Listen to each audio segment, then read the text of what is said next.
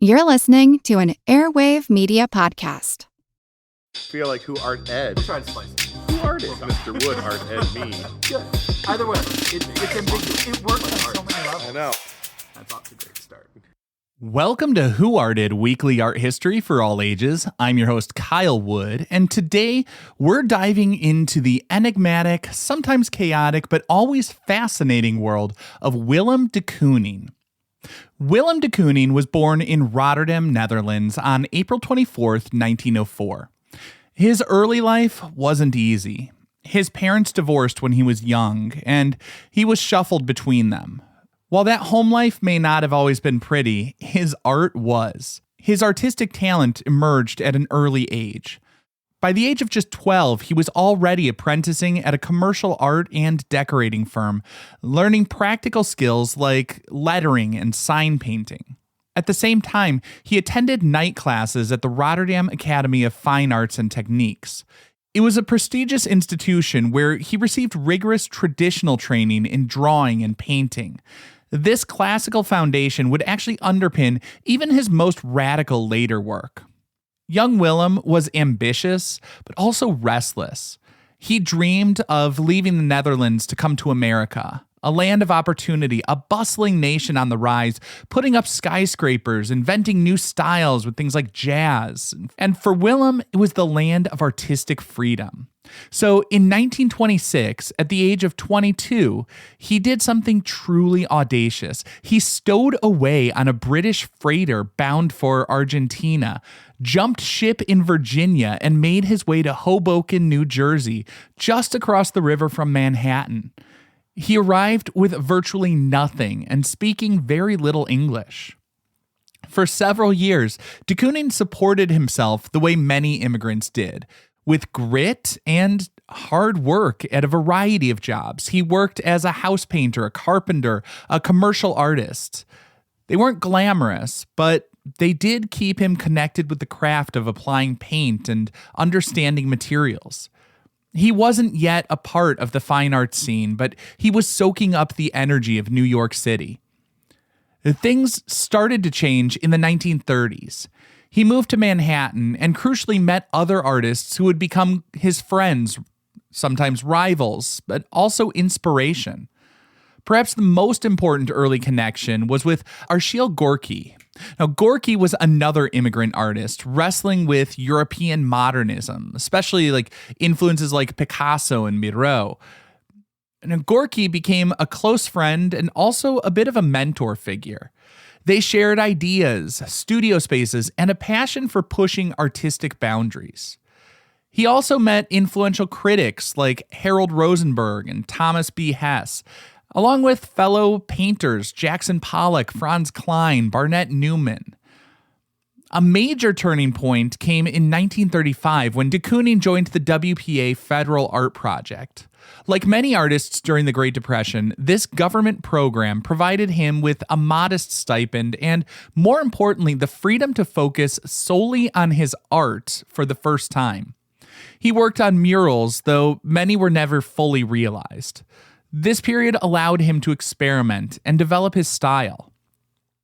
De Kooning's early work shows a progression from figurative studies influenced by Ingres and that academic training toward increasing abstraction in line with modern movements like Cubism and Surrealism.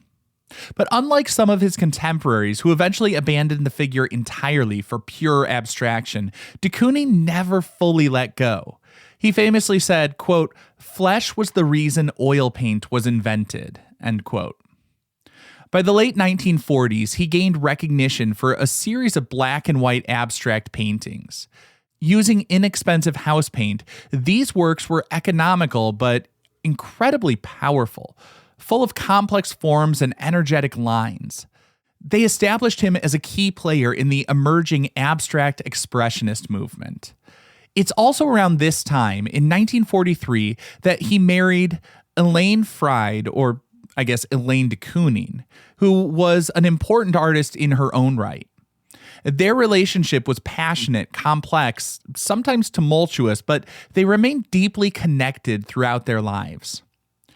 While many look at these loose brushstrokes and drips of paint as marks of confidence, boldness, or those who don't appreciate the work might see it as kind of careless, in reality, de Kooning was known for his intense self-doubt and relentless perfectionism. He would work and rework canvases endlessly, scraping away layers, painting over sections, sometimes taking years to finish a single piece. Friends would visit his studio and see a painting they loved, only to return later and find it completely changed or even destroyed. Now, just a side note, if you want to learn more about the destruction of Willem de Kooning's work, I'm going to put a link in the show notes to my episode on the lost masterpiece, Robert Rauschenberg's Erased de Kooning. But back to Willem. He was known to destroy, edit, and rework his paintings and drawings because he was constantly searching, never quite satisfied. The early 1950s brought his most famous and arguably most challenging body of work, the Woman series, which we'll get into later. This cemented his international reputation, but also sparked considerable controversy. He continued to explore both abstraction and figuration throughout his career. In 1963, he moved from the bustling city to Springs, East Hampton on Long Island. His later work often took on more lyrical quality, sometimes inspired by the light and the landscape of his new surroundings. Sadly, in his later years, de Kooning suffered from Alzheimer's disease. There's been debate about the validity of the art he produced during this period, but he continued painting up until the late 1980s.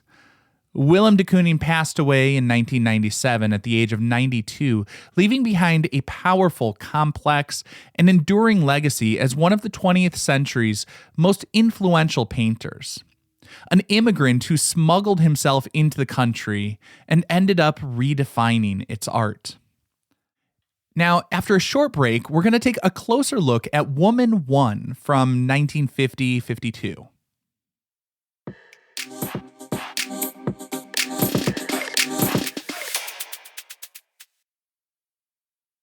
Welcome back. Let's take a look at one of Willem de Kooning's most famous pieces, and for those high school students across the U.S., a piece from the AP Art History curriculum. I'm talking about Woman 1 from 1950-52. It now hangs in the Museum of Modern Art in New York, where it continues to command attention and provoke discussion. It's the first in a series of 6 numbered woman paintings he created in the early 1950s, plus numerous related drawings and studies. So let's start with just the process. Remember how I said he struggled and he was a bit of a perfectionist? Woman 1 is the ultimate example. He worked on this single canvas for nearly 2 years. Legend has it he painted and scraped it out perhaps hundreds of times. His wife, Elaine, described finding stacks of sketches related to it. The art critic, Harold Rosenberg, famously coined the term action painting, partly inspired by de Kooning, describing the canvas as, quote, an arena in which to act, end quote. Now, looking at Woman 1, you feel that action, the physical struggle, the layers of paint, and the revisions seemingly visible beneath the surface. Apparently, he almost abandoned it, but his friend, the art historian Meyer Shapiro, encouraged him to keep going. So why would he keep going and persist when it was such the struggle? De Kooning himself gave various hints. He said he drew inspiration from contemporary images of women, maybe pinup girls or the smiling women in advertisements he had seen, but he also looked much further back. He spoke of being influenced by ancient fertility figures like the Venus of Willendorf or Mesopotamian idols, figures representing raw, primal female power. And of course, he was engaging with the long, often idealized history of the female nude in Western art. From Titian to Ingres to Picasso, he wasn't just painting a woman. He was wrestling with the idea of a woman, both ancient and modern. And in this, we see something that is somewhat terrifying, but also alluring in some ways. Some also speculate about the influence of his own complex relationship with women, including his wife Elaine. As we look at the canvas, it's a large painting, about 6 feet tall. The central figure dominates. It's pressed forward in the picture plane. But her form is aggressively distorted. I mean, it's huge, vacant-looking eyes stare out. A wide, almost ferocious grin reveals just menacing teeth. The breasts are large and somewhat crudely defined, and her limbs just merge with the turbulent background.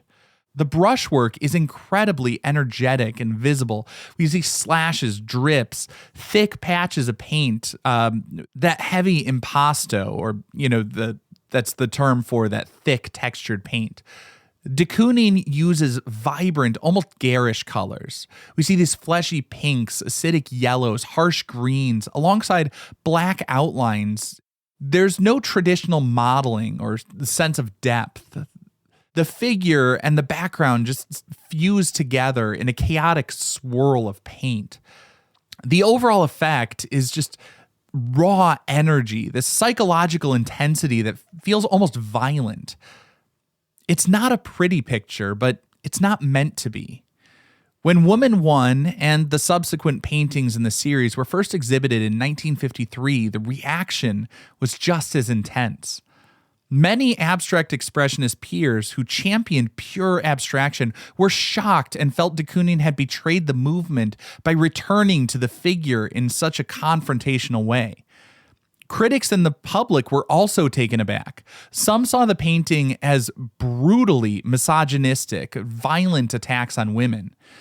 De Kooning, however, defended the piece, suggesting he was simply grappling with a subject that had preoccupied artists for centuries, injecting it with modern anxiety and energy.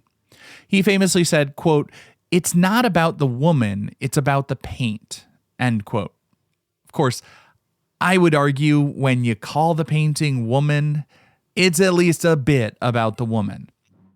Now, if we're looking at the significance of this piece, I mean, obviously it has psychological resonance, and I think it is, at least in part, a reflection of not only de Kooning's misogynistic leanings, but a reflection of the society and the culture that it came from. It's also a landmark work of abstract expressionism, proving that the movement's energy and psychological depth could be applied to the figure, not just pure abstractions. It challenged conventional notions of beauty and the tradition of the female nude. It cemented de Kooning's reputation as a major, albeit controversial, force in the post-war era. The painting embodies that action painting ethos, the canvas as a record of the artist's struggle and process. Despite, or perhaps because of, its difficulty and ambiguity, Woman 1 remains a hugely influential work, forcing viewers to confront complex issues about representation, gender, art history, and the very nature of painting. It's a painting that doesn't offer easy answers. It demands our attention and forces us to think about how we're reacting to the subject, the paint, the mixed feelings that are coming through the canvas, and our own reaction to it. Let's be real, it's kind of an ugly painting, but it's also a provocation. It forces us to confront some ugly realities that exist in our world, and hopefully something beautiful can come from that.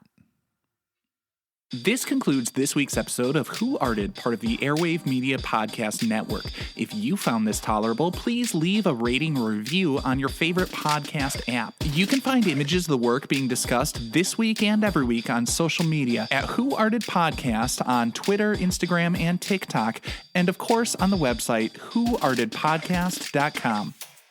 Podcast done.